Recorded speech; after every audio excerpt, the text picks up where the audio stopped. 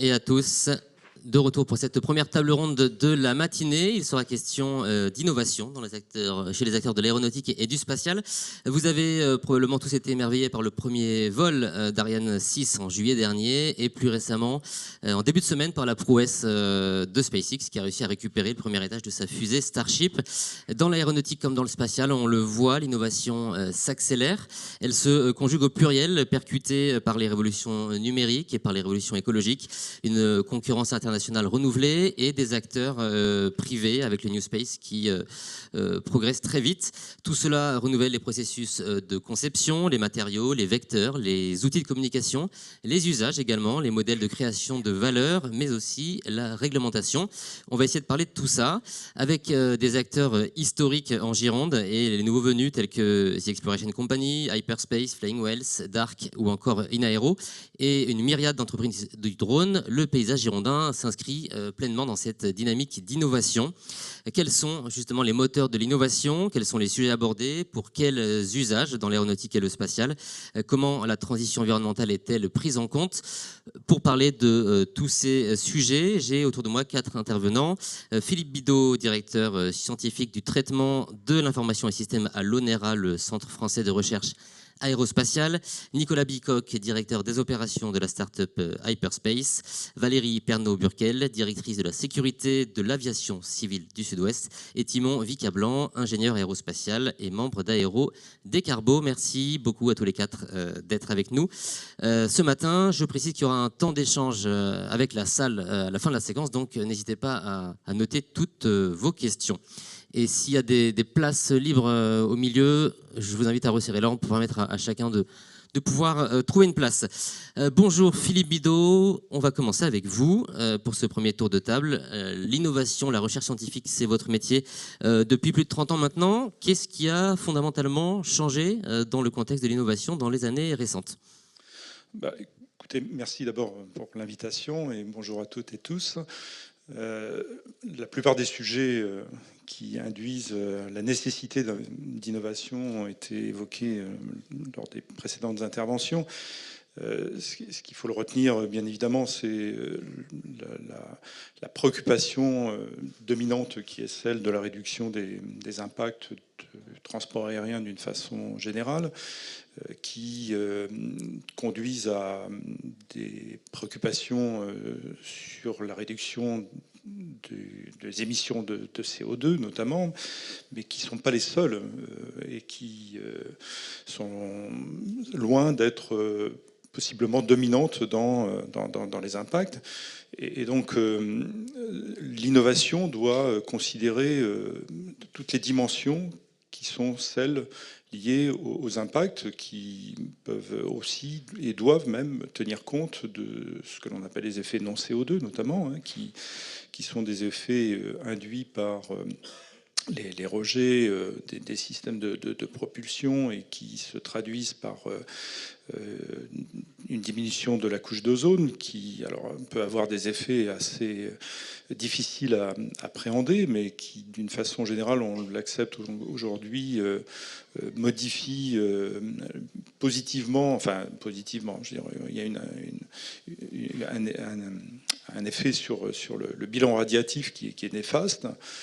Et puis, il y a aussi ce que l'on appelle les traînées de condensation qui sont induites par les effets des suies dans l'atmosphère qui provoquent la création et la formation de nuages de haute altitude qui, eux, modifient l'albédo induit par les nuages. Donc, tout un ensemble de sujets sont à traiter pour considérer ce que sont les bonnes innovations. Et je veux dire, on ne doit pas avoir, on a tout de suite dit l'hydrogène est la panacée. L'hydrogène est une solution. On l'entend un peu moins dans on l'entend un petit peu moins et pour de bonnes raisons. Enfin, je veux dire, on n'élimine pas l'émission des NOx. On aura certainement plus de création de traînées, voilà, avec des effets qui sont mal évalués aujourd'hui compte tenu de la complexité des problèmes. Cette contrainte de la durabilité, de l'environnemental au sens large, elle vient s'ajouter aux contraintes qu'on connaissait déjà de techniques et financières aujourd'hui. aujourd'hui c'est devenu un paramètre incontournable. Oui, enfin, je pense que les décisions sur les évolutions des technologies ne peuvent pas se faire sans tenir compte de l'ensemble du cycle de vie que connaissent les produits. Les avions, bien sûr, pour commencer. Je veux dire, un avion, ça a une durée de vie d'une 30aine d'années. Entre la conception et le démantèlement, il y a tout un ensemble d'effets et d'impacts que l'on doit pouvoir appréhender, qui conduisent à regarder le problème de l'ensemble du cycle de vie avec le besoin qui est celui de connaissances sur lesquelles que l'on n'a pas. Je prends typiquement, enfin, je peux prendre un exemple. Vous évoquiez tout à l'heure les lanceurs réutilisables.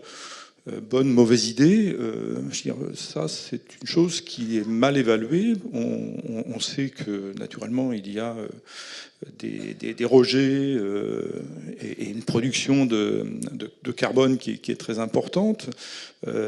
Quand on utilise des vecteurs avec des capacités comme celle de retour, de post-bac, eh bien, on utilise beaucoup plus de carburant. Enfin, il y a tout un ensemble de dimensions qu'il faut qu'on arrive à considérer. Timon, merci. Avec Timon Vicablanc, l'impact environnemental depuis le début, la conception, jusqu'à la fin, et puis en passant par les décollages, évidemment. Qu'est-ce qu'on sait de ces impacts dans l'industrie spatiale ? Alors déjà, c'est difficile de parler de l'industrie spatiale comme d'un tout homogène, parce qu'il y a quand même plein d'applications. On utilise le spatial pour étudier la planète, envoyer des sondes à l'autre bout de l'univers. On a le vol habité et tout. Le point commun entre tout ce qu'on appelle l'industrie spatiale, ça va être de traverser l'atmosphère pour aller dans l'espace. Et donc là, on a une spécificité, c'est qu'on va polluer dans toutes les couches de l'atmosphère. On est la seule activité humaine à le faire, par définition même de l'industrie.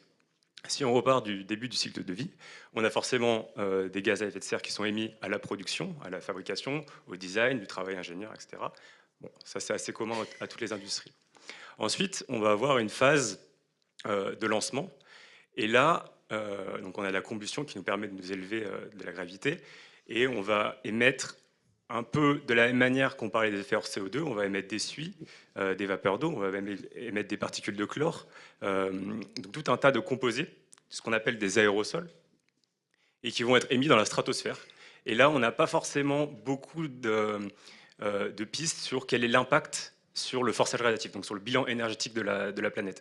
On sait qu'on modifie la structure et la composition de la stratosphère, mais on ne sait pas comment ça interagit à la fois avec les rayonnements qui viennent du Soleil et les rayonnements qui viennent de la Terre. Donc ça, c'est vraiment l'angle mort de notre industrie aujourd'hui, et on pense, dans notre association, qu'il faudrait y mettre beaucoup plus de moyens à faire des missions spécifiques. Ça doit être un champ d'exploration pour l'innovation dans la filière. Exactement, c'est un champ d'exploration pour l'innovation qui est en plus hyper intéressant d'un point de vue scientifique, parce que tout ce qui est dynamique atmosphérique, les nuages, les courants en termes de mécanique des fluides, il y a beaucoup de choses à explorer. Donc on a lancé notre satellite. Notre satellite est en orbite. Je prends le cas d'un satellite. Il va transmettre des données en général. Donc il va avoir besoin d'antennes, il va avoir besoin de terminaux. Il va avoir besoin de terminaux au sol. Et donc là, ça va potentiellement tirer une demande de fabrication de terminaux. On sait aujourd'hui, par exemple, dans le numérique, une part non négligeable, c'est environ 40% de la part d'un appareil électronique, d'un appareil numérique, va venir de la fabrication. Donc si on construit plus d'antennes, si on construit plus de terminaux utilisateurs, eh bien, on va avoir un impact conséquent là-dessus. Et enfin, lorsque le satellite a fini sa vie, on va avoir 3 options. Bon, la première, c'est de le laisser là et de ne pas s'en occuper. Maintenant, c'est interdit, et en plus, ça va potentiellement créer des débris qui vont créer des collisions en chaîne, qui vont faire un syndrome de Kessler. On a éliminé cette option-là. Donc, soit on va la mettre dans une orbite poubelle. Bon, il y aura potentiellement une question de surpopulation de ces orbites poubelles plus tard, mais pour l'instant, on est assez large. Soit pour les satellites, surtout de basse altitude, on se dit qu'on va les faire rentrer dans l'atmosphère. Et ce phénomène de rentrée atmosphérique, donc c'est la décomposition du satellite dans les différentes couches de l'atmosphère, elle va aussi émettre d'autres particules, donc d'autres aérosols, comme on a dit. Et là, pour le coup, on est moins sûr des natures de ces aérosols et ces particules. On ne sait pas qu'est-ce que ça fait de mettre du plomb dans la stratosphère ou de l'or, etc. C'est des choses qu'on retrouve naturellement pas dans les météorites. Et donc, on a des nouveaux composés dans la stratosphère, dans la mésosphère. Et il y a aussi un point d'interrogation de quels vont être les impacts de ces particules. Merci beaucoup pour cette première intervention. Nicolas Bicoq, je me tourne vers vous. On a parlé de lanceurs, d'innovation de New Space. Hyperspace, qui est une start-up bordelaise, girondine, incarne parfaitement ces nouveaux acteurs du spatial. Est-ce que vous pouvez d'abord nous présenter un peu les projets et les dernières réussites de votre entreprise? Oui, bonjour à tous. En 2 mots, effectivement, sur Hyperspace, qui est une bonne illustration, je pense, de beaucoup de sujets qui ont été évoqués ce matin, notamment, puisque c'est une entreprise qui est née ici, en 2019, dans cet écosystème. Il y a des raisons pour lesquelles elle s'est installée ici. Chez Hyperspace, on accélère le développement et l'adoption de la propulsion hybride. Alors, la propulsion hybride, c'est la propulsion à moteur fusée, qui utilise un carburant solide et un carburant liquide. Voilà, donc on est installé à 2 pas d'ici, on est 65 et on est passé de réaliser des essais à petite échelle à réaliser des essais à échelle 1 et à gagner un appel à projet de France 2030 et un contrat du CNES pour entrer dans la compétition des mini et micro lanceurs, puisqu'on vise de faire un lancement suborbital en 2026 avec notre lanceur Baguette One. On est aussi innovant dans les appellations. Et puis un vol orbital en 2027 avec Obi-Wan, le lanceur Obi-Wan. Voilà, donc on développe cette nouvelle technologie, cette nouvelle filière, on la développe également parce qu'on pense que c'est un moyen de propulsion qui est à la fois plus simple, moins cher et plus écologique, et qui permet une alternative. J'allais vous poser la question, est-ce que vous êtes justement un acteur, un exemple un peu une illustration de ces nouveaux acteurs? Comment la durabilité est prise en compte? Est-ce que c'est une demande de vos donneurs d'ordre? Est-ce que c'est une demande de vos fondateurs? Comment ce paramètre? Alors nous, on l'a pris, et je pense qu'aujourd'hui, aucun ingénieur ne peut vraiment travailler sur un nouveau projet sans prendre en compte ces sujets-là. On a pris vraiment le sujet de manière globale, c'est-à-dire qu'on travaille sur l'ensemble du cycle de vie. Une des spécificités de nos propulseurs, c'est qu'ils sont plus simples en termes de réalisation. Il y a moins de pièces à produire. On a une supply chain qui est banalisée. Donc notre carburant, c'est du polyéthylène haute densité. Donc c'est vraiment quelque chose qui est très courant aujourd'hui, qui peut être du polyéthylène recyclé ou biosourcé. Et tout ça, on va le produire sur un cycle de vie beaucoup plus court, avec beaucoup moins d'impact, pour également faire des typologies de lancement qui sont des lancements individuels. Donc nous, on ne fait pas un bus de l'espace comme une Falcon 9 ou une Ariane 6. On va faire des lancements individuels réactifs pour des petits satellites, puisque globalement, la taille des satellites tend à réduire. Et on est d'ailleurs content de voir que beaucoup des clients avec qui on discute montent des projets de petits satellites à des fins d'observation de la Terre. Je crois qu'il y a la plupart des critères du GIEC qui sont aujourd'hui surveillés depuis l'espace et contribuent à faire ça. Donc voilà, on s'inscrit dans cette démarche globale-là, dans cette vision-là, et puis on est jeune, on est au tout début de ce en quoi on pourra contribuer à améliorer la filière. Merci Nicolas Bicoq. Valérie Pernaut-Burkel, bonjour. À la DESAC, comme chez vos collègues de l'Agence spatiale européenne ou à l'OSCI, vous avez pour mission d'encadrer ce bouillonnement d'innovation. Vous avez le mauvais rôle un peu, votre métier est-il de brider l'innovation? Bonjour, alors bien sûr que non, mais le problème, je dirais, c'est... Parlez bien avec le micro. Voilà, je pense que ce qui est très important, c'est de lier la sécurité et l'innovation. Sans sécurité, de toute façon, je pense que les producteurs n'y arriveront pas. C'est parce qu'il y a la confiance dans le consommateur et parce qu'on cautionne vraiment cette sécurité que ça peut avancer. Bien évidemment, je ne parlerai pas d'innovation, je reprendrai un peu ce qu'on a pu dire tout à l'heure, c'est-à-dire que l'innovation, évidemment, c'est quelque chose à laquelle l'État tient, puisqu'on a évoqué un certain nombre de laboratoires d'enceintes comme le CORAC, comme l'Agence d'innovation de l'État, comme l'Observatoire donc l'État et la DGAC en particulier est très très sensible à ça. et dire à quel moment, évidemment, c'est une urgence aujourd'hui. La sécurité aujourd'hui, c'est évidemment aussi, on est en fait conduit à innover nous-mêmes, puisque certes, il y a la certification, mais nos méthodes de surveillance doivent s'adapter en fait aux nouvelles technologies. Et donc, on est en train d'avancer sur un type de surveillance qui lie la performance, le risque. Et donc, c'est très important pour le secteur. Sans s'y arrive, nous, on est confronté aujourd'hui à un certain nombre de nouveaux projets, que ce soit Flying Wells, enfin les dirigeables, que ce soit la décarbonation, que ce soit, on le voit, les VTOL, l'intelligence artificielle. Nous-mêmes, nous devons nous adapter pour, en effet, sécuriser le secteur. Voilà. On a tous l'exemple du Zeppelin qui s'est enflammé et qui a tué le marché. Votre rôle, c'est d'éviter ça pour et notamment, les futures oui, technologies. Notamment pour les VTOL. On sait que la Nouvelle-Aquitaine est quand même une région très très porteuse en termes de drones. On a aussi la problématique de l'espace, parce que malgré tout, selon tout le secteur aérospatial sur les plateformes aéroportuaires, ça nous pose également question, puisqu'il va falloir ségréguer les espaces. Et puis, on a aussi, en termes de réglementation, la confrontation du droit aérien et du droit spatial. Donc, on a, en effet, nous-mêmes, on est en phase d'innovation et on suit attentivement au niveau tant européen que français qu'au niveau de l'OACI, avec une industrie qui est très porteuse, qui est très novatrice. Et donc, en fait, je ne dis pas qu'on court après. On a été très novateur sur les drones en 2012. On a été vraiment les premiers au niveau de l'OACI à établir cette réglementation. Néanmoins, on a été dépassé par la technologie. Et voilà. Donc, c'est un peu une course, je dirais, à l'échalote. Merci. Petite question à tous les quatre. Si on parle d'innovation, parlons de choses concrètes. Quelles sont aujourd'hui, chacun dans vos structures, les tendances lourdes, les enjeux stratégiques que vous voyez en termes d'innovation, de manière, j'allais dire, palpable, pour qu'on puisse mettre des mots sur tout ça? Qui veut se lancer? Nicolas Bicoq? Oui, alors nous, on réagit également à une évolution. Globalement, on l'avait vu un petit peu avec les drones, de la miniaturisation à la fois des charges utiles et puis de tout ce qui est batterie, alimentation, qui a un impact sur la taille des satellites, comme ça, sur la taille des drones à l'époque, et qui du coup a des impacts assez concrets.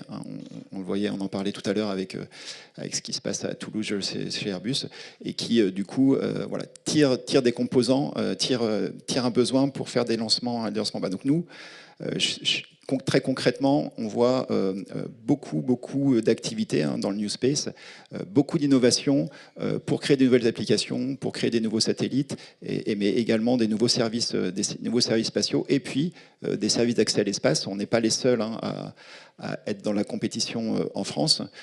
Il doit y avoir en tout 200 projets de mini ou micro-lanceurs dans le monde, et ça suscite beaucoup de créativité et d'innovation partout. C'est de la créativité, c'est de l'innovation à la fois technologique, mais également dans nos modes de développement.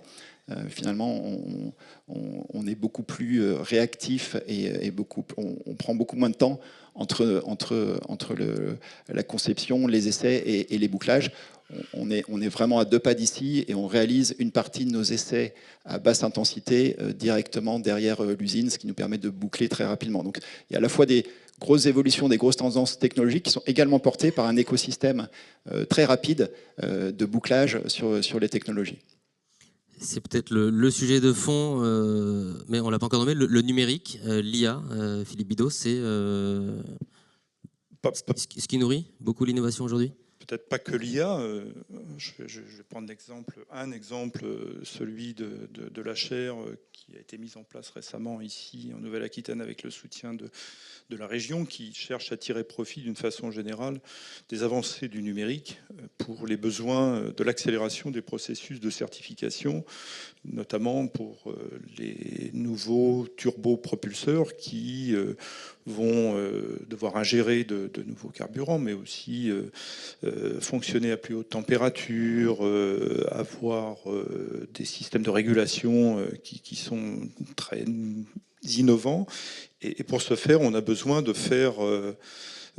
déployer des moyens de simulation qui permettent d'appréhender l'ensemble des physiques qui sont mises à contribution, avoir des représentations fidèles de la physique qui puissent être en mesure d'être exploitées rapidement pour faire que ces simulations soient accélérées.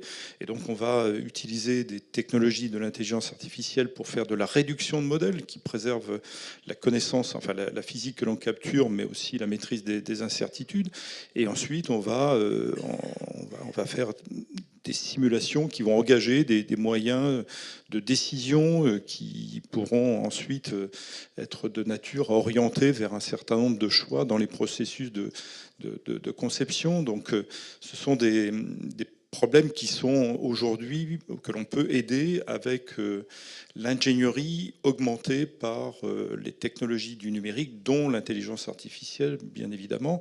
Bon, je peux prendre d'autres exemples sur les aides au pilotage, sur tout un ensemble de moyens qui permettent également une meilleure interaction entre le pilote et les cockpits dits du futur. Enfin, le numérique aujourd'hui, enfin, depuis un certain nombre d'années maintenant, l'outil qui est essentiel au travail de l'ingénieur pour appréhender la complexité des problèmes auxquels on est confronté.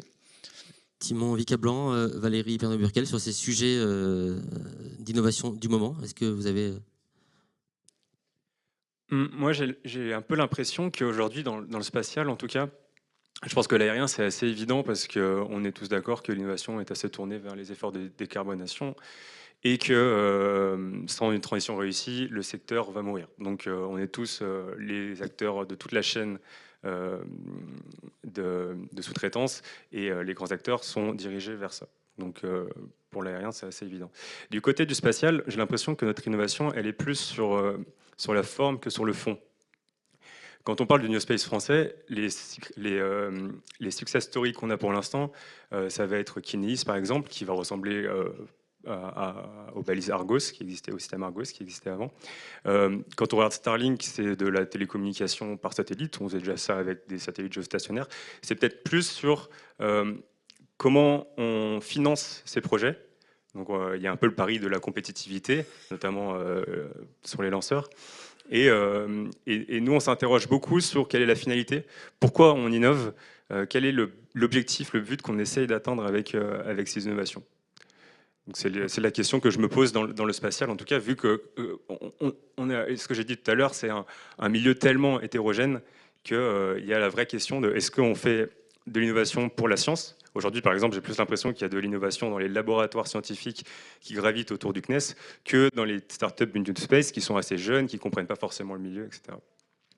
Valérie Pernaut-Burkel, sur les sujets que vous voyez passer, vous me disiez il y a aussi une tendance d'anciens projets qui reviennent, par exemple l'hydravion qui refait un retour.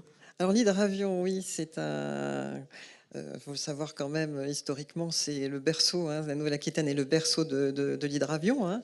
On y avait renoncé après-guerre, puisqu'on pensait au départ que l'hydravion, c'était quelque chose qui était formidable, parce qu'on ne s'écrasait pas sur la terre, mais sur la mer, et la guerre a montré qu'en effet, l'aviation pouvait perdurer. Et aujourd'hui, on voit des projets, notamment dans les pays, et ça c'est dû au changement climatique, de demande d'hydravions par rapport, en effet, à pouvoir atterrir, notamment en Asie du Sud-Est. Donc l'hydravion, c'est en effet un projet qui est porteur. Donc c'est plutôt une bonne chose pour la Nouvelle-Aquitaine.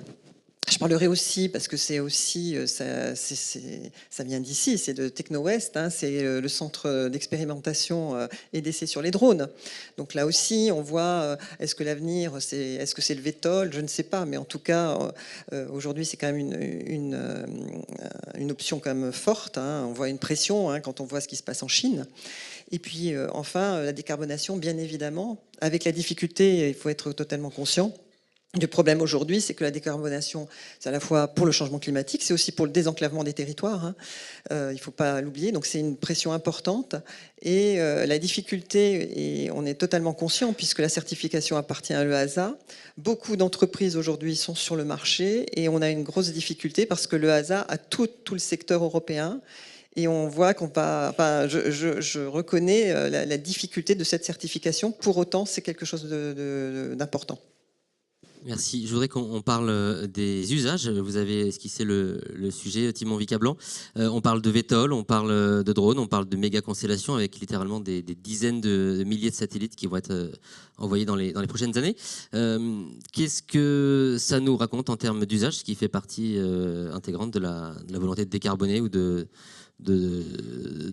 prendre en compte la contrainte environnementale? Les VTOL, Philippe Bidot, ça vous inspire quoi? Les VTOL, c'est pas forcément le meilleur sujet. Enfin bon, je veux dire, on peut prendre les VTOL si vous le souhaitez, mais je pense que il y a dans les usages, on parlait tout à l'heure des technologies dites du New Space. On a un besoin formidable d'augmenter nos capacités d'observation de la Terre, notamment. On peut avoir souci de l'effet anthropique que l'on crée. Ça conduit nécessairement à augmenter... Collez le micro. Oui, je disais, ça conduit nécessairement à augmenter les capacités d'observation par des constellations qui vont distribuer ces moyens d'observation, qui vont les coordonner pour réaliser des observations qui sont plus on demand, hein, pouvant servir au suivi de phénomènes climatiques, mais aussi de phénomènes liés à la sécurité, je pense aux incendies ou que sais-je encore, qui sont des choses sur des échelles de temps et d'espace qui sont très très différentes. Donc ça suppose naturellement que l'on soit en mesure de réaliser par la gestion de la dynamique des constellations et des traitements qui sont parfois nécessairement embarqués, eh bien, ces besoins d'observation qui voient les résolutions spatiales et temporelles augmenter. Donc il y a, pas forcément seulement sur les vecteurs, mais sur les charges utiles, sur les façons de les exploiter, des innovations qui sont très très importantes pour l'avenir du New Space aussi. Enfin, je pense qu'il y a des sujets quand même d'innovation autour du New Space qui méritent quand même qu'on les regarde un petit peu près. Tout à fait. Timon Vicablanc, vous avez une sorte de grille d'analyse pour questionner justement ces usages du spatial? Oui, du côté du spatial, on aime bien dire qu'il faut évaluer le rapport coût-bénéfice. Alors, avant, on le faisait d'un point de vue économique. Maintenant, il faudrait ajouter le côté environnemental et le côté sociétal. On aime bien ajouter le côté sociétal parce que sinon, on loupe toute la partie sciences de l'univers qui est quand même la partie intrinsèque, enfin, la partie de base de l'industrie spatiale. Donc vous allez me poser la question de comment on fait pour évaluer ce rapport coût-bénéfice. Et j'ai envie de vous répondre, c'est peut-être ça l'innovation du moment, d'essayer de trouver justement des méthodes innovantes pour savoir qu'est-ce qu'on place en orbite ou pas, qu'est-ce qu'on finance ou pas. Après, donc on a un peu travaillé sur le sujet. On peut partir d'outils qui existent déjà. Je ne sais pas si vous êtes familier avec les outils du type matrice SWOT, qui permet de manière générale, quand on monte un projet, d'établir les forces, les faiblesses, les opportunités, les menaces. Eh bien, on peut très bien le mettre en application sur des enjeux environnementaux. Et après, on a aussi un ancien directeur de la stratégie chez Ariane qui aime bien dire qu'il y a un arbre de décision. Bon, le fait est que la plupart des projets rentrent dans cet arbre de décision aujourd'hui. La première chose, c'est qu'il évalue l'utilité à court terme. Est-ce qu'on en a besoin maintenant? Est-ce que le cas d'usage il est utile maintenant? Ensuite, est-ce que ça a un intérêt stratégique et géopolitique? Là, par exemple, dans les lanceurs, potentiellement, on sait qu'en Europe, on aimerait avoir des lanceurs, parce qu'on aimerait toujours pouvoir être autonome dans notre placement d'objets en orbite. Et enfin, la dernière spécificité, le dernier point, c'est la spécificité. Est-ce que ce qu'on cherche à faire est faisable uniquement depuis l'espace. Là, c'est un vrai sujet, et notamment sur les méga-constellations. La promesse de donner Internet partout, est-ce qu'on réduit vraiment une empreinte environnementale en mettant 42 000 satellites qui se renouvellent tous les 5 ans, comme c'est la promesse Starlink, ou est-ce qu'on peut, tout ça pour avoir une latence très faible, ou est-ce qu'on peut se débrouiller avec des satellites géostationnaires, couvrir avec plus d'antennes? On sait que par exemple en France, notre territoire est assez maillé pour se débrouiller avec ça. Le tout dans ces méthodes d'évaluation, c'est de poser un cadre. Ça peut ne pas être parfait. Je pense que c'est comme quand on lance un projet d'un point de vue économique. Il faut un cadre, il faut le mettre sur papier pour ensuite le discuter et être capable de hiérarchiser nos usages. Et là, c'est vraiment un autre sujet qui est comment on arrive à faire un arbitrage entre divers usages et comment on arrive à décider démocratiquement et collectivement qu'est-ce qu'on veut faire avec l'espace. Et en fait, c'est un peu la même question avec l'aviation, qu'on a du mal à se poser, parce qu'on se dit on ne va pas limiter le trafic. Nous, notre étude, le rapport qu'on a sorti en 2021 du côté aéro, on regarde toutes les innovations et on dit mais c'est génial, il faut faire de tout. Il faut faire les innovations disruptives, l'électrification des petits avions, il faut faire les biocarburants, il faut augmenter l'efficacité énergétique et tout. Le fait est qu'il y a un effet rebond considérable, et on le sait, dans l'aviation, on gagne environ 3% d'efficacité énergétique par an. Le trafic il augmente de 6%, ce qui fait qu'on a doublé nos émissions en 40 ans. Et là, on va les redoubler dans les 20 prochaines années. On va redoubler le trafic dans les 20 prochaines années. Donc, il y a aussi une question des usages qui doit se poser à l'aérien. Pourquoi est-ce qu'on voyage voilà. Qu'est-ce qu'on fait de l'avion et de l'espace? Merci. Sur la question de la finalité des usages, Nicolas Bicoq, Valérie Pinot-Purkel, vous souhaitez réagir? Moi, je voulais juste ajouter, comme Thibault l'a dit, le monde est fragile et il faut s'en occuper, et le monde est dangereux aussi, donc il faut aussi s'en occuper. Et je crois qu'on est ici dans une filière aérospatiale et défense. On est nombreux dans la salle à travailler sur des sujets duals, et une partie de l'innovation également tirée par ces besoins de défense. On n'est pas les seuls à innover dans le monde sur ces sujets. Et je crois que je voulais juste mettre en avant qu'on avait ici un écosystème qui permettait de travailler. C'est parfait. Non, j'allais vous demander justement, il y a un moteur d'innovation dont on n'a pas parlé, c'est le militaire et la défense. Ça reste aujourd'hui un moteur puissant d'innovation pour des applications in fine qui vont dans le civil. Alors tout à fait, nous on a la chance de l'expérimenter, puisque effectivement la propulsion fusée c'est éminemment dual, et une des raisons pour laquelle Hyperspace était implanté ici à Bordeaux, c'est la proximité des sites d'essais des GAEM, qui nous ont permis de réaliser en juillet dernier des essais à feu de notre propulseur, et on y retournera en décembre. Et ça faisait longtemps qu'on travaillait déjà avec la DGA et l'AID sur le développement de technologies duales, voilà, au service alors, à la fois de nos applications civiles qu'on a abordées, des usages civils, mais également en prospective sur des sujets militaires. Ça tire aussi de l'innovation, et je crois qu'il ne faut pas écarter nos jeunes de ces voies-là. Et voilà, on est ici à Bordeaux, entre Dassault, Thales, Ariane Group, on travaille sur ces sujets de défense. Valérie Pinot-Burkiel. Alors, je reviens toujours à l'histoire. Donc sur l'usage, je pense qu'il faut revenir aux origines. Le pays de l'aviation, c'est vraiment la France, et c'est l'ouverture au monde. Et c'est vrai qu'au-delà de ça, je pense que c'est important, et on l'a vu que les jeunes aujourd'hui ont réagi post-Covid. Après avoir fait du bashing, on revient là-dessus. Ils ont besoin d'ouvrir le monde quand on voit qu'on est dans un monde en guerre. Et c'était quand même ça, à l'origine, quand même de mieux se connaître.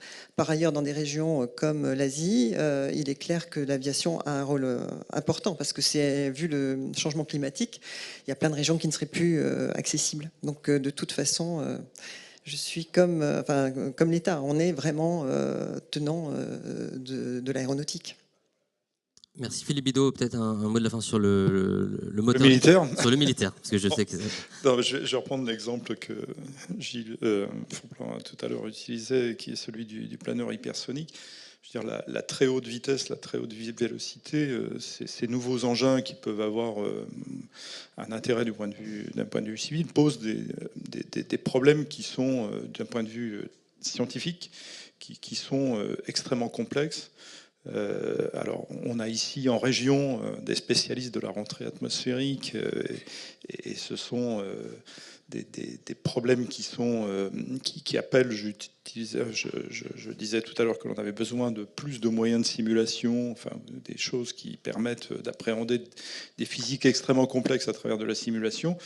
Il se trouve qu'ici, on le fait depuis des années pour les corps de rentrée, mais ça pose aussi des problèmes du point de vue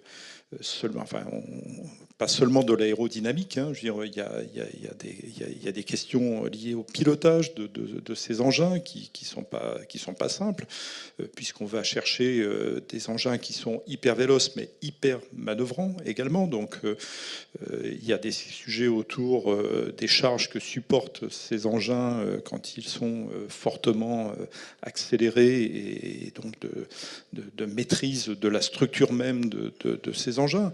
Voilà, il y a une innovation qui est tirée par la défense. Je prends cet exemple, hein, mais il y en a bien d'autres, qui bénéficiera au monde aéronautique civil, comme c'est très souvent le cas, pas forcément demain, mais après-demain. Merci. Un dernier mot, Nicolas Bicoque, sur les personnes qui font cette innovation, dont on a un peu parlé. Vous me disiez, les exploits de SpaceX et d'InnoSpace ont réveillé les rêves de beaucoup d'ingénieurs en France et ailleurs. Ouais, c'est peut-être pour conclure. Tous les challenges qu'on évoque aujourd'hui, ils sont adressés par des hommes et des femmes qui sont motivés et passionnés. On a la chance quand même dans des secteurs où la passion existe. À 14h dimanche dernier, je peux vous dire que le chat de Hyperspace, des employés d'Hyperspace, était très vivant. Et ça peut être à la fois effectivement fascinant et surprenant ce qu'on voit, mais je vais rester sur l'aspect de fascination parce que à travers ces exploits entre guillemets d'engineering, je crois qu'on a remis beaucoup d'excitation chez nos ingénieurs et d'envie de contribuer aux innovations aérospatiales au sens large. Donc, je trouve que le moteur entre guillemets de ces innovations, c'est quand même voilà, la passion des hommes et femmes qui vont s'attaquer à tous les challenges qui représentent, on n'en manque pas. Donc voilà, qui sont adressés à la filière, et surtout qui vont le faire. Alors nous, c'est vrai chez Hyperspace, comme dans toutes les boîtes qui innovent, les startups qui innovent, on essaie d'accélérer un petit peu le futur, et on essaie d'accélérer ce futur dans un temps un peu plus long. Voilà, le fondateur, il a fait une thèse financée par le CNES. Il y a tout l'écosystème, bien sûr, de la région, nos écoles et tout ça. On est dans un temps long ici. Il y a un contexte long qui permet de faire ces accélérations. Et il y a des gens qui sont motivés pour travailler sur ces sujets. Et voilà, on est content quand ils rejoignent des aventures telles que Hyperspace. Merci beaucoup à tous les quatre pour ces échanges. On arrive au terme de cette première table ronde. On peut vous applaudir, évidemment.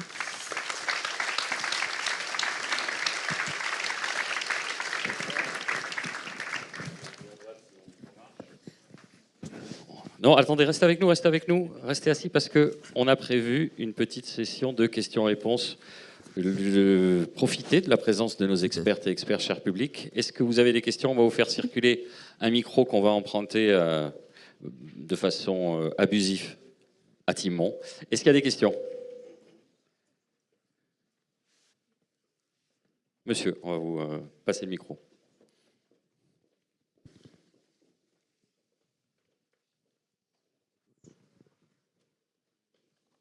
Bonjour, merci à vous pour cette petite intervention. J'ai une question notamment, surtout, principalement liée au spatial, pas forcément dans l'aéro, parce que je m'y connais beaucoup moins. Vous parliez de tout ce qui était miniaturisation. Aujourd'hui, Starlink et SpaceX innovent et ils font des choses très grandes.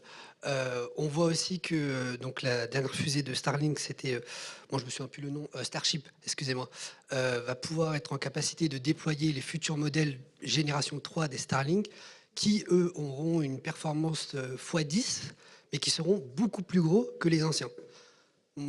Moi, ma question pour le marché de l'aérospatial, c'est est-ce qu'on finalement on va vraiment tendre vers des CubeSats, vers des nanosats? C'est quoi l'avenir de ces composants? Ils auront sûrement une utilité très spécifique, mais vu que le coût au kilo, et c'était la NASA qui dans des études propose de le baisser drastiquement, enfin on va dans cette direction, l'avenir nous montrera que, enfin, j'espère, que ça sera beaucoup plus accessible. La NASA disait dans une étude qui visait 40 €, je crois, le kilo dans le spatial. C'est peut-être très optimiste. Aujourd'hui, on est à plusieurs milliers d'euros le kilo. Voilà, j'aimerais avoir Merci, votre, merci pour votre question. Très technique. Qui souhaite répondre à cette...